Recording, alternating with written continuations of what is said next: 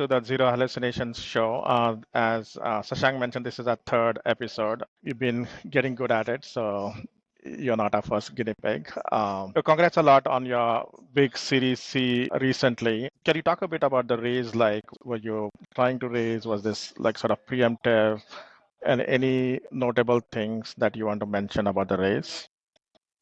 Yeah, sure. So we just raised a $140 million Series C from Redpoint, Lightspeed, and IVP.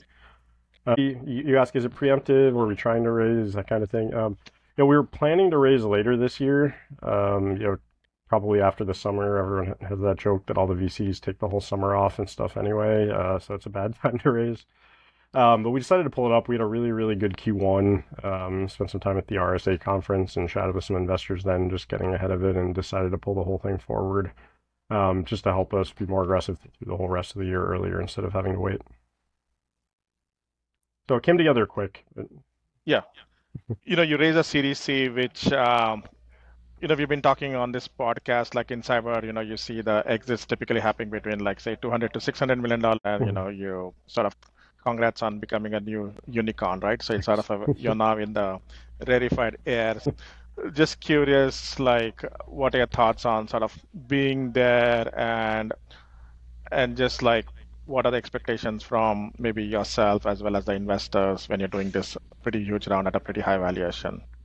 Yeah, I mean, around at this valuation means we've got to be a big company someday. When you're in cybersecurity or when any company kind of doing enterprise sales, a lot of the finances and math just come down to the Salesforce spreadsheets of quota capacities and everything like that. And it's expensive to build and grow and ramp a sales team. And the bigger and faster you can do that, the faster you can grow. So a lot of it comes down to, you make a whole bunch of small bets, you hire a sales team, see how they do on attainment and ramp, hire a bigger sales team, kind of those upfront investments with ramp start to add up as you're growing or doubling or tripling each year. So that's really what the money's used for mostly. Of course, it helps on R&D and product and everything else, but the sales targets don't go up on their own. Selling is hard. It takes a lot of people. It takes a lot of time. And so growing that out is expensive. And I think just on the size of the round on the valuation, I think we don't have to go into the details of the revenue or anything like that. But you had like this huge unicorn rounds in 2021, and then for a while there was sort of a lull period. It felt like we were going back to sort of fundamentals like multiples and profitability. If you were advising founders like sort of in that Series B, Series C, do you think the market is back where investors are giving more sort of benefit of doubt to the growth, saying, "Hey, you guys are really growing like sort of that 3x." It's sort of worth the valuation and the funding. Yeah, if there's product market fit, if there's proven growth, if you're hiring a sales team, if you're scaling attainment, and you're kind of just pouring more fuel onto that fire, the market's there. It's always been there. Profitability, that one comes up a lot. It's if you're constantly doubling, you're never going to be profitable. It doesn't work that way. These are multi-year contracts. The ACVs are high. You're constantly ramping a sales force, and the sales efficiency comes later as growth slows down. Right? The standard magic number or whatever for enterprise sales is 1. That means you're spending $1 for every dollar you add in ARR that year. And that's before any other expenses. So profitability is, out the door even for efficient sales and marketing. So it's really a function of growth versus profitability. Unit economics have to be there, right? This isn't like the micro mobility era of losing money on every scooter and then selling even more scooters or whatever. Unit economics have to be there, gross margins, that kind of thing. But no, it's more about ramp time with reps, how many you can onboard, is the pipeline there, are you able to effectively outbound? Do you have a machine that's working that will spin faster if you add dollars to it? Yeah. And did the investors give you like sort of hard time, sort of just doing a lot of financial modeling, or do you think it was fairly sort of clear to them that this company is just growing?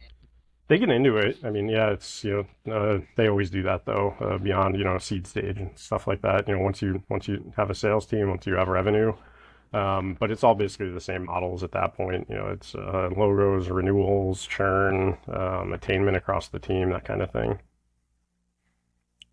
Yeah. So again, congratulations. Thanks. Thanks for sharing all the good bits about the Series C raise itself. The process, the terms.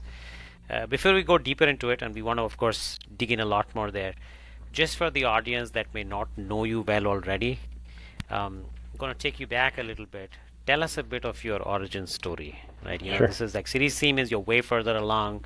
You've seen a lot of those chaos of early, and then kind of gotten to a point where growth is your focus today. But tell us a bit of your origin story. When did you start? What are the key things that have occurred in the past so far, and what was the superpowers in the company, or what came together that got you folks to this point? Sure. Yeah, so the company's a little under 3 years old today. We started October 2021. So we're recording this August 2nd, 2024. For anybody listening in the future, but yeah, a few months away from our 3-year birthday. But before starting the company, I was at Google for about a decade as an engineer and engineering manager with most of my co-founders and a lot of our early team. I did a whole bunch of different things at Google across the board, from internal tooling, infrastructure, core security stuff inside of Google, and then started really worrying about open source security in kind of 2016 or 2017 as Kubernetes and Docker and public cloud kind of started blowing up. Google's a really interesting company where a lot of the infrastructure is homegrown inside of Google, and it all works really well, but it's a very different universe from the one that exists outside of Google. Companies try to take stuff from inside of Google and make it work outside, and sometimes it works and other times it doesn't, just because it's such a different external world. But open source is something Google really started to struggle with. Google for a while treated it just like first-party code. Everything got checked into a mono repo. People updated it. They built it the same way. They used it the same way. But that stops working when you get into customer environments and stuff you're shipping outside of Google, where you can't just update the version of Python for the entire world at one time and stuff like that. So it started to become a bigger and bigger problem as public cloud grew. And then you started to see, attacks on open source and supply chain attacks starting to rise, where people would stick malware into open source code. And really start to worry about that, especially when you put on like a nation state hat of, we can do everything we want for security for our first party code, but we're importing 90% of it from other people on the internet, and we have no control over what security practices they go through. So it starts to become a pretty big worry. Fast forward a couple of years, and then the attack on SolarWinds happened, which was a nation-state attack on a build system, compromised that code, and then every customer of that code. Executive order from the Biden administration, all sorts of new regulations in Europe, new regulations from NIST and stuff in the US, and the whole area of supply chain security and Gartner quadrants and all of that stuff started to blow up for an area that didn't really have a name before it. My co-founder, Matt, our CTO, was taking some time off during the pandemic, and I kept trying to get him to come back to Google to keep working on this. And one day he finally texted me and said, all right, I'm ready to work again, but instead of coming back there, how about we quit and do a startup? So that seemed like a pretty good idea. And this was, late summer 2021, and started researching how to start a company, and it turned out that was the easiest time in history to raise venture capital. That was a peak bubble era. And so we got going pretty quick, probably quicker than we should have without really knowing what we were doing. But 2022 came around, things slowed down. And we started on a couple products early on at the company. Just because the space was really new and no one had budgets anyway for 2022 because everything had crashed so much. And folks were really in awareness or research or education mode rather than really purchasing. Eventually, one of the products, our ChainGuard Images product, started to really blow up faster than we thought. They always say, if you're curious, if you're wondering whether you have product market fit, you don't. You know it when you have it, and that really got true kind of at the beginning of 2023 for us. And since then, it's just been scaling both, the R&D on that, making it actually work, growing it, and then scaling the kind of go-to-market engine as fast as we can. Fantastic. Well, great story. Congratulations again on all the And just good stuff that has happened. a follow-on question on this, right? Since I've known you for a long time, so initially you guys sort of started on sort of the sales side, right? So can you talk a bit? I mean, that's very interesting. Like, you not only moved to an adjacent areas, you found product market fit, and within 3 years you're at a unicorn. So it's a really great sort of success story. So can you talk a bit about like just that transition, in that sort of salsa space, and then how did you guys decide to do what you're doing today? Yeah, so we actually started on both at the same time, both products, because we were trying to figure out exactly what was going to resonate the most. Our other product was called ChainGuard Enforce, and it was kind of around more tied to the SolarWinds analogy I talked about before, where it was a system for policy and provenance and governance of how code gets to production and making sure that that's done securely. Think of it like a 30,000 foot overview of controls around every step from a developer's laptop to production, and making sure that that's all secure, hasn't been tampered with, and that you can actually point to all of the steps that go into that process and that sausage factory. We got pulled that way by a couple of customers early, and then it kind of just died out after that, so it sort of wasted a little bit more of our time. But the whole time we were working on both products. We made the hard decision just to basically completely shut that one down, probably last summer, about a year ago today.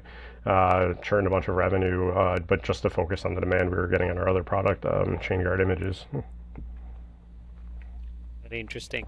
And is the distribution primarily bottoms up? Because, with its open source and it seems like probably more dev centric, right? So tell us a bit more about that. How have you gone about cultivating that? Yeah, we thought it was going to be kind of a bottoms up PLG, free tier developer adoption, and then eventually top down sale. But we didn't need that. The demand from kind of enterprises was just that high that early on. So it's very much a top down sale. Buyers are usually either CISOs, VP engineering, CTOs, those kind of groups. The problem we're solving is basically vulnerability management inside of containers. If you scan a container with Sneak, Wiz, any of these other scanners out there for vulnerabilities, they find thousands of them in there, and it's due to out-of-date dependencies, and containers are kind of built in this multi-stage pipeline by tons of different people, and so dev teams get stuck with tons of vulnerabilities that they can't patch even if they wanted to, because it's 17 layers down in the supply chain, and they're not getting things in a fashion where they can patch or update everything inside of there. Sure. So yeah, it's all open source code that we're distributing, but we're building it, we're tuning it, we're hardening it, we're patching it, we're doing all of that on our own, and kind of that's the product. It's a subscription to a set of open source software that's constantly updated and patched, and developers like it because we can give them whatever versions and whatever software they want, so we're not really limiting them. But it makes the security teams happy, and it makes the developers happy that the security teams stop yelling at them. Right. No, absolutely. Also, I think that there is a interesting, I guess, evolution of open source to enterprise. Yeah. Right? Like few companies have cracked it. Right. Of course, the old school example is Red Hat. Everyone talks about it as the sort of quintessential case, but there have been many more after that, including HashiCorp and so many more. But some also have struggled because I think there are two things: sort of keeping developers happy, doing everything in the open. The second one, enterprise expectations. What has been the learning there? What have you seen that has either worked very well or been challenging, if you may? Yeah, I think in general, I think open source is a bad move for most startups. It's hard to get right. It's so easy to end up being your own biggest competitor. Even if you're not your own biggest competitor, it's easy for someone else to come along and use it to compete with you. It can work. Parts of what Red Hat did, I think, get copied incorrectly by a lot of other companies. I think HashiCorp was in a pretty unique spot where it worked for a while, and eventually when you get successful, the risk of keeping it open source outweighs the benefits, and so you make that kind of move. Right. But yeah, it's challenging to get right, and I think a lot of startups do it just because they're scared of going and trying to sell. And all that does is really delay the problems and potentially make them much worse if you're competing with yourself on every sale. Good point. In fact, I want to go ahead. Add in. Are you guys like really an open source company? Like what Red Hat does is they also keep working on the upstream, and they really keep releasing, right? And then they also release the curated version. So I'm curious, like, do you guys do like that kind of open source, or are you just in the curating business? Yeah, we're we work upstream on projects where we have to. It's aligned with everybody's goods. If we can go fix vulnerabilities upstream, it fixes them downstream for everything. But what we sell is other open source software basically, but not the code itself. Right, we're selling a built, ready to run, supported, secured, runnable product out of that open source. We have something like 810 images available in our catalog today, and these are just end-to-end applications that you can just run off the bat. And I think that's where a lot of the big disconnect comes in between enterprises trying to run open source and people working on it. The code is great, right? And open source code is more secure than proprietary code, and all these ways. But when it comes to actually distributing it, there's actually a big difference both legally and from a liability burden. Nobody gets the code from GitHub for every project they want to use and builds it themselves. Right. They're downloading these containers or packages or something from this decentralized kind of mess of repositories where the person that uploaded it there might actually not even be the person that maintains the project. And that's that big gap, and that's the piece that we're filling in. So you can sort of think of it as like a service of securely transforming open source code into something that you can run. But yeah, we do have a free tier, and in a lot of cases that confuses people. But yeah, we don't distribute code. We distribute runnable containers and artifacts where we happen to have a free tier for it that people can download and play around and try out. But open source licenses really just apply to the code. And so a lot of the code that we distribute in a lot of cases is open source, but we're not even the maintainers for it. The product itself is those container images that you can download and run. Interesting. So what you're really saying, in fact, in other words, if I were to rephrase a few things, is that there is a lot of open source code out there, and that's actually growing, right? Yeah. There's just more and more every day.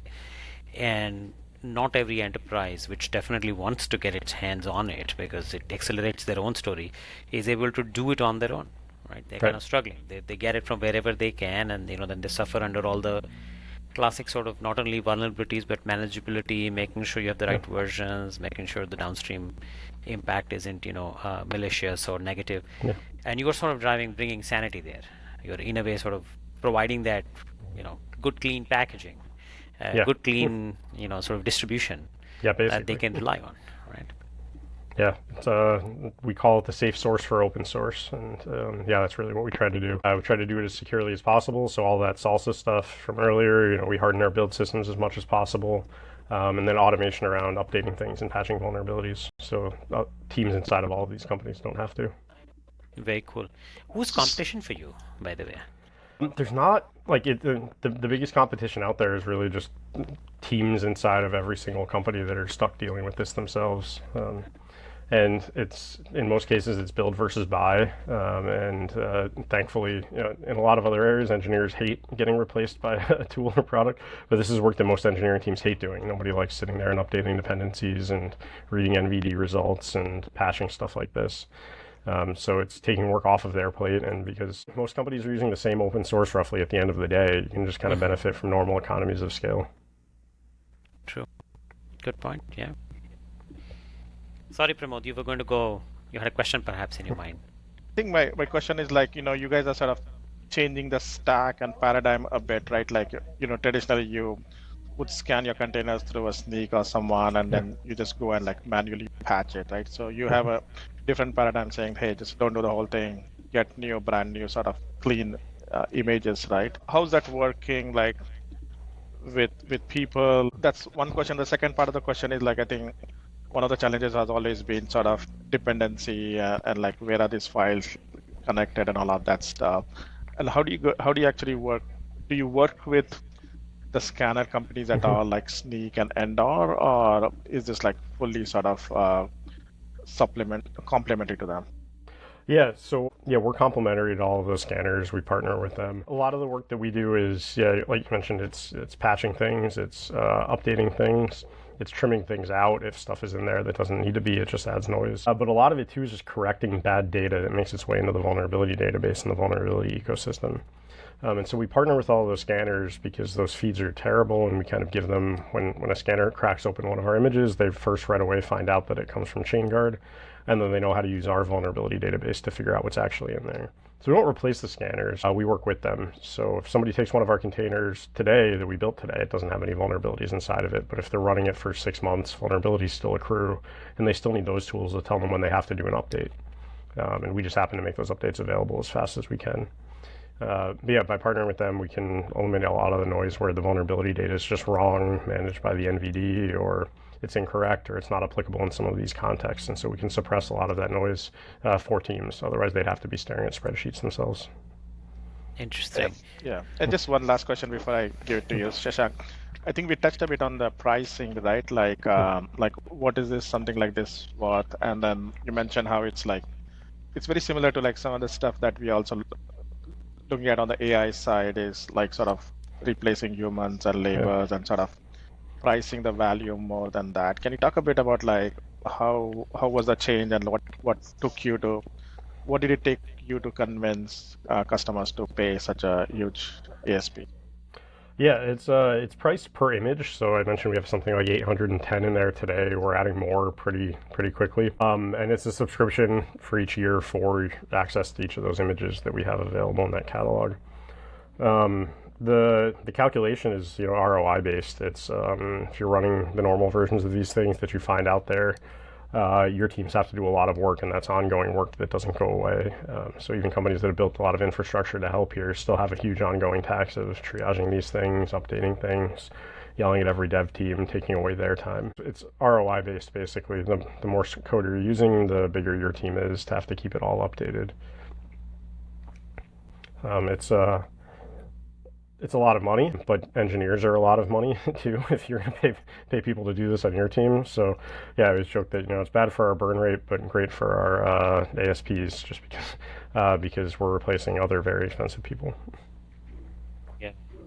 In fact, I mean, I have sort of a related question and more of a statement and then a question is that I don't think most companies, are really good at either managing or patching open source vulnerabilities.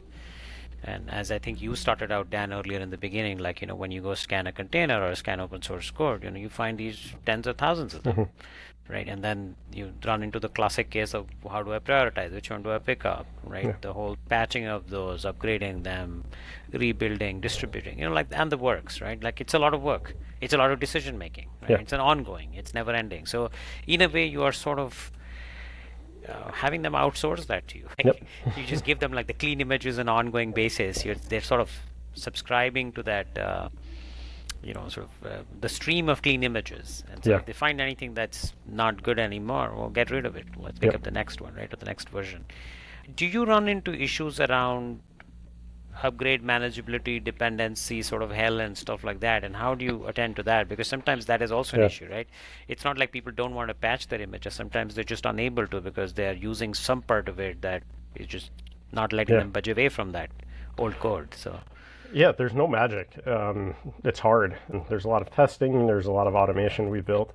I like to use one Google analogy to describe it, though, of like when you're operating at massive scale, you can have a team of, say, 20 engineers go spend years optimizing a compiler to shave off 0.5% of CPU usage in some tiny function. And if you have billions of CPUs out there, that's going to pay itself back because you're saving that much time. But if you're not, that's never going to be a positive ROI, stuff like that. And because we're doing so much of this, we just figure out how to automate as much of that as possible in ways that don't make sense for any individual company to do. One of our stats, I think in Q1, it was either 1 month or the entire quarter, but we patched 2,400 vulnerabilities and only 6% required a human. The other 94% we've automated. And so it keeps getting harder to automate each next percentage over that time. But the 2,400 number is going to keep rising each month or each quarter as we keep adding more software to that. And the math keeps making sense for us to invest in that tooling to keep automating as much as we can. Makes sense. Yeah, absolutely. I'm going to shift gears a little bit and ask you something else, right? Sure. And that is more around your story, your background. So, your co-founder, you all are coming from a very good, very, sort of deep technical background, right? With your background at Google, having gotten your hands dirty doing all this sort of open source code management and shipping and cleaning and understanding it. How easy or how natural was it to start focusing on go-to-market? Because, it's always a struggle for engineers to even start thinking about it, forget doing it well. And it does seem like you folks have done that well, found product market fit, are scaling, onto becoming a unicorn and more. How was that transition, or how was that sort of pathway to enjoying GTM? So tell us a bit more of your organic sort of, how was that like? Yeah. I mean, I was an engineer and engineering manager. I think the biggest team I had before we started this company was 7 or 8 engineers at Google. Learning the sales side, I thought I was going to hate it. Right? Everybody's scared of sales. They're scared of talking to customers. They're scared of asking for money. Kind of all those things you have to do. But I actually really enjoy it. I still spend a ton of time talking to customers and prospects and helping out there. I think you can read tons of books. You just have to do it a bunch. But I enjoy it. If you actually have a product that you're confident will help people, then it helps a lot. There's a lot of stuff there I'm still new at, and that's when you go hire people that are better and more experienced at it than you to help you and help you learn from it. But it's a skill like anything else, and it's been really important. I think some of that advice you get from investors of founder-led sales until X million dollars of ARR before you go hire a sales team, that kind of thing. We listened to that for a while, and I sort of wish we hired a few sales reps earlier. I think the normal stereotype for why people give that advice is like the technical co-founders like think they can just go build something and then hire a bunch of fancy people in suits to go sell it, and they don't have to deal with any of that. Right.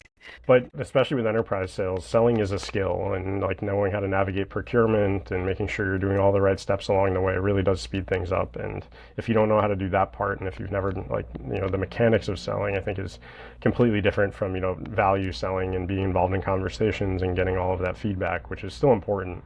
But yeah, hiring a sales team early, as long as you don't actually get yourself out of the picture and think that you can just hire people to sell anything, I think is a really good idea, and I would have done that differently going around. Good point. Yeah, that is the general wisdom, right? And there is some element of truth to it. Yeah. I think most people end up making bad initial sales hires, especially if they haven't hired that before. And so there's also a bit of why waste time and money doing that, right? Until you have yourself figured it out and you have product market fit and emotion going. Yeah. So that's it's just I mean, the risk is you end up behind there. Just it's long feedback cycles, and when you're selling into companies where it takes 3 to 6 months just to get through procurement, that time adds up, especially early on. Right. Absolutely. Okay, one more time, I'm going to shift gears, and Pramod, you also chime in here on this bit that I think would be back to the fundraising. So you've raised $140 million. Well, you got to spend it. So what's the plan? Tell us a bit more how you want to deploy it. Like I mentioned before, it's kind of building out and scaling that go-to-market machine to raise revenue targets and keep hitting them. There's a lot of work we still have to do on R&D and inside of the product and inside of the company too, but dollar for dollar, that's the biggest chunk. We started a federal business this year that's kind of firing off like crazy. Normally that takes a long time, but the way our software gets deployed, it's kind of a drop-in replacement for federal stuff already, so that's going way faster than expected. We've got to scale that up. And then international expansion, where you just need people in the field in different countries to help pick that up. Kind of the two main areas of investment there on the go-to-market side. Fantastic. So essentially, a lot of the dollars is going to spend towards GTM. Go That's accelerate just how it revenue. always works. Yeah. Spend money to make more money. Yep. Makes sense. Very good. Pramod, did you want to chime in? I'm sure you have some questions, viewpoints on Series C and how just to on be the spent. vulnerability side, there's been sort of the shift left, like sort of scanning, and then there's been also like production, right? And the production has been sort of very difficult to patch, and sometimes it happens sort of incrementally. Like, do you see yourself sort of going there where people start sort of replacing the whole image in production also?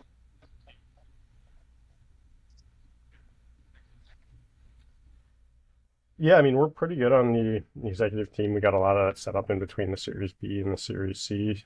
Some of it was lucky and got some good hires in right before we needed them instead of right after. It's always harder to do it right after. But no drastic changes or anything like that. The way people deploy container images, it's generally in a pretty immutable way already because they kind of have to be. You get some people that kind of lift and shifted VM workloads into containers and have long-running system updates and stuff like that, but that's generally pretty rare. So containers are a really perfect form factor for us for a lot of those reasons. We just make new ones available. The next time they do a rebuild, it runs through their normal CI and testing pipeline anyway, and then it makes its way into production. Some people are doing it daily, some people do it hourly, some people deploy into air-gapped environments where they can only touch it once every 6 months unless there's a big critical reason to. So the deployment model is pretty flexible, and that works well just because of all the different use cases that it's deployed into. Very cool. What's the product roadmap like? Are you just going to add more and more of open source sort of, software out there which is containerized and available in this, I'm going to call it catalog or marketplace for the lack of a better word, or are you going to start getting into some adjacent businesses? Like, how are you thinking? Yeah. Our mission is safe source for open source. So the easy way is more safety. So, the bigger we get, the more logos we have on our website, the more customers we have, the more attractive of an attack vector we would be. And that keeps me up at night. I'm making sure we're hardening and doing as much security as we can in our own internal infrastructure. That kind of becomes part of our value proposition, that trust and that moat over time. And this is a new area. There's not a lot of existing prior art and how to do this securely, and that's why a lot of the industry is caught by surprise here. But that's an area we have to keep investing in.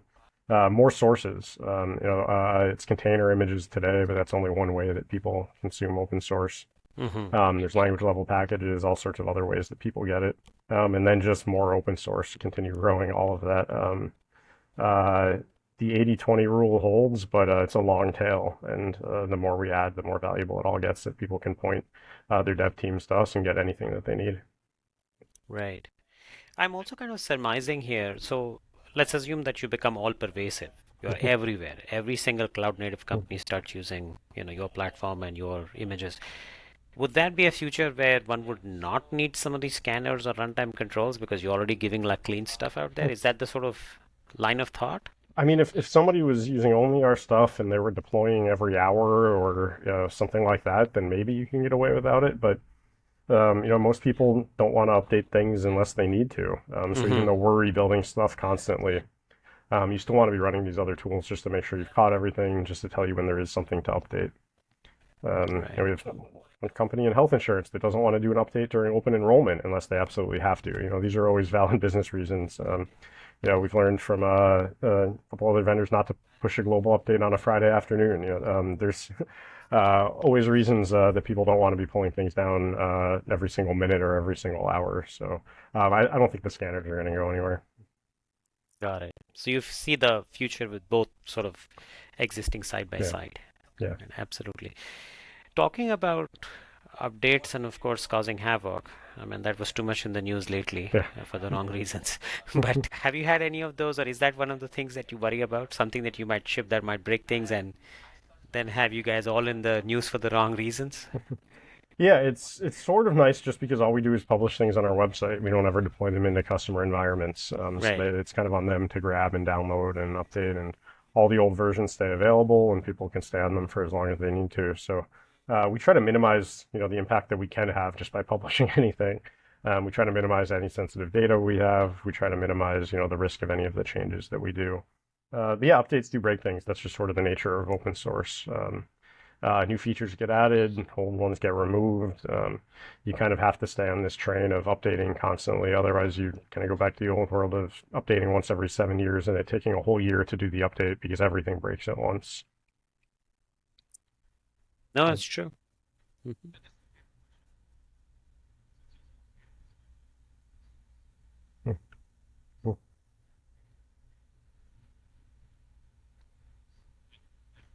Yeah.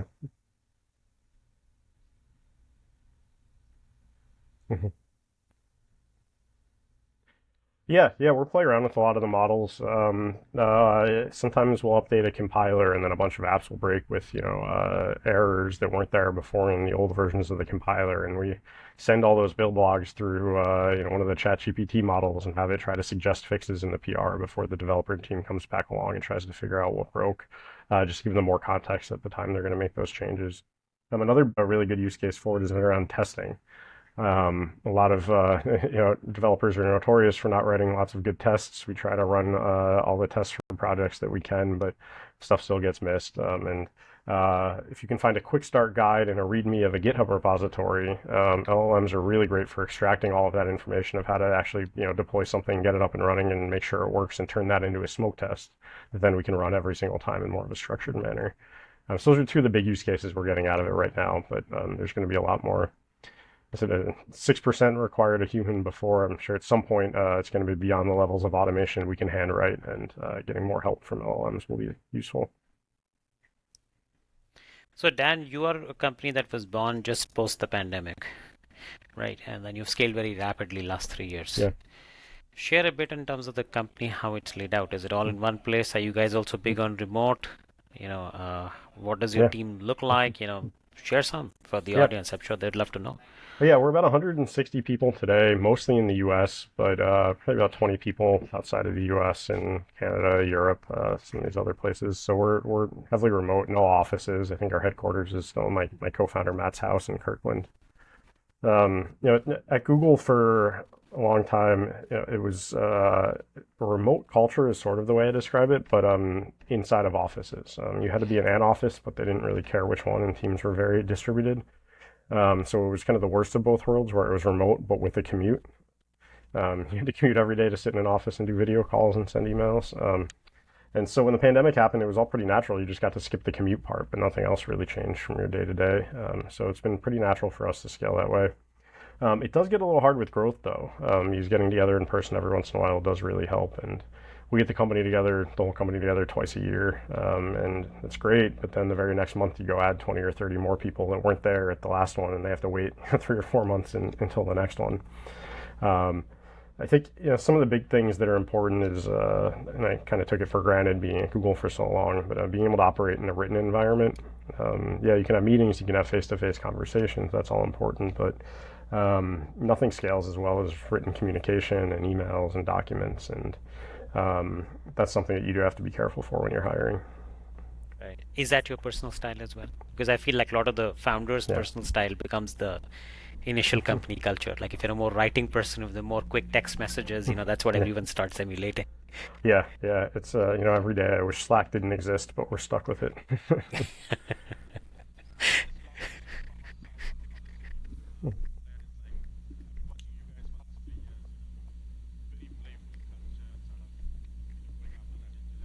Yeah.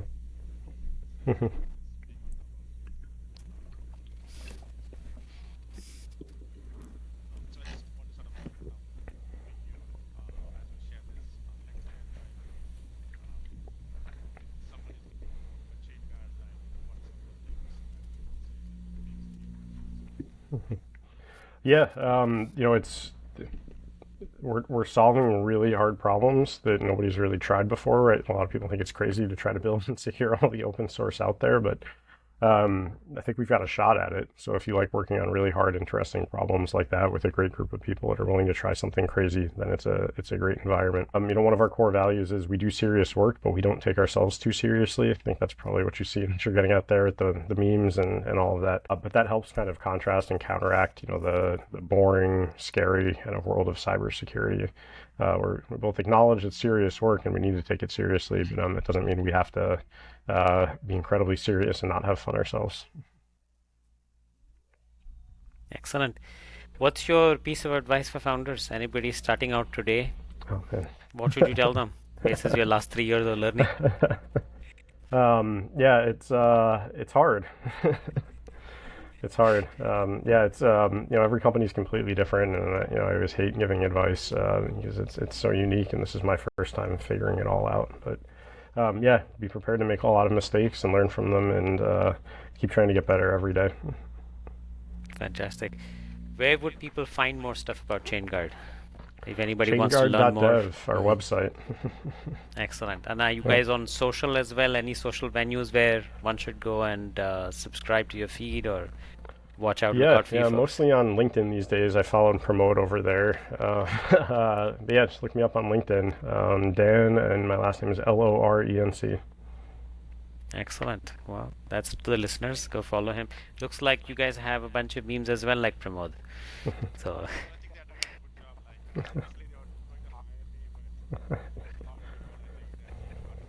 Yeah. Yeah.